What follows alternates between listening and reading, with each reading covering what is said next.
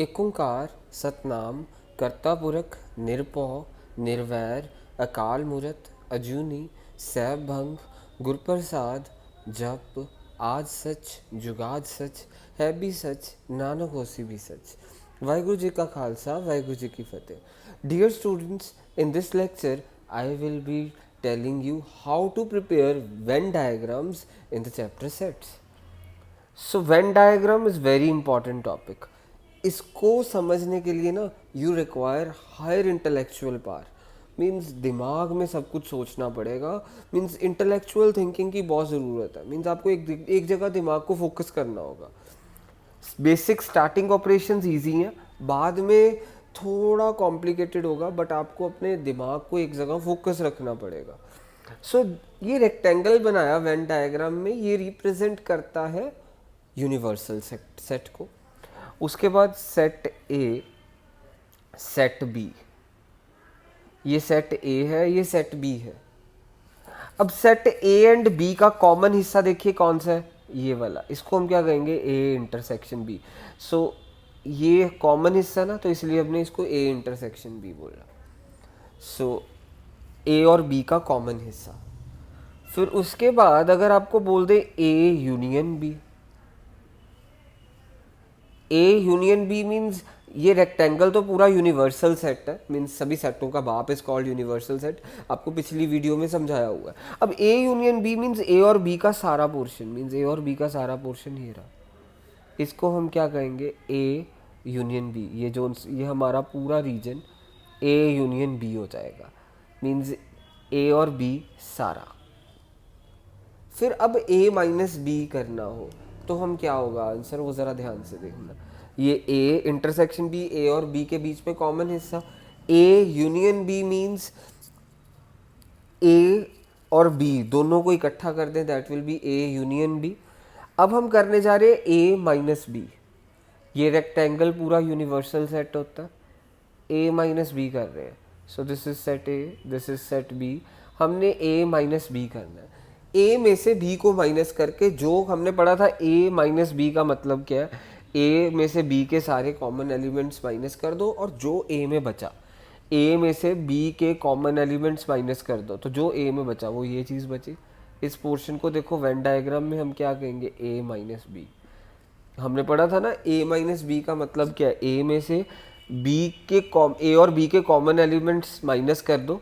ए और बी के common elements minus करने के बाद जो ए में बचा that is A minus B. ये मैंने आपको पिछली वीडियो में कवर भी करवाया हुआ है। तो अब ये वेन डायग्राम में हमने इसको ऐसे प्रेजेंट करना। अब बी माइनस ए कैसे होगा, मीन्स ए में से बी और बी, ए एंड बी दोनों जो उनसे कॉमन एलिमेंट्स है माइनस करो। मीन्स ए एंड बी के कॉमन एलिमेंट्स माइनस करने के बाद जो बी में बचा दैट इज, जो बी में बचा ये portion that is B minus A. So इसको हम बी माइनस ए कहेंगे।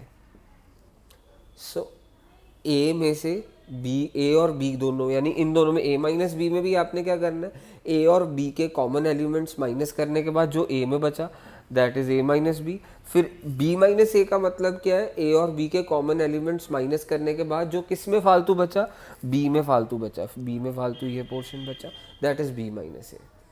सो अब मैं आपको बताने जा रहा हूँ ए कॉम्प्लीमेंट कैसे प्रेजेंट करेंगे। सो हमने ए माइनस बी करा, बी माइनस ए करा, अब ए कॉम्प्लीमेंट बताने लग। सो ए कॉम्प्लीमेंट को हम प्रेजेंट करेंगे। रेक्टेंगल पूरा किसको रिप्रेजेंट करता है, यूनिवर्सल सेट को। ये ए है, ये बी है।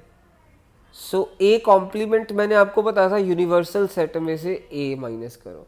मीन्स यूनिवर्सल सेट में से ए माइनस करने के बाद, जैसे ए माइनस बी हम कैसे करते थे, ए और बी के कॉमन एलिमेंट्स माइनस करने के बाद जो ए में बचा that is A minus B होता था। बी माइनस ए का मतलब क्या था, ए और बी के कॉमन एलिमेंट्स माइनस करने के बाद जो बी में बचा वो हमारा बी माइनस ए था।